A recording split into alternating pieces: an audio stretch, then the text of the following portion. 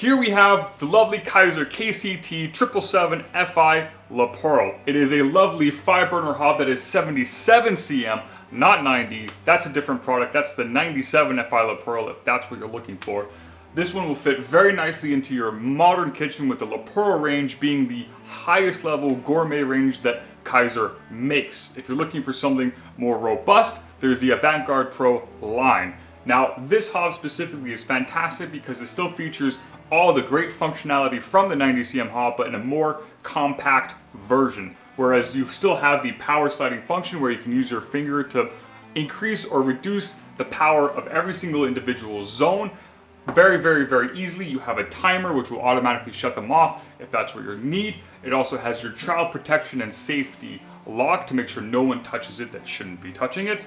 And you have your barbecue and teppanyaki functions. Now, the barbecue function specifically will cook your meat or whatever you're trying to cook from 2 to 20 hours at around 180 degrees Celsius. That creates this nice, juicy, and succulent finish. Then you have the teppanyaki side, where you can use this specific beautiful pan to perfectly fry your meat. This is available as an optional extra. Make sure you add it to your basket.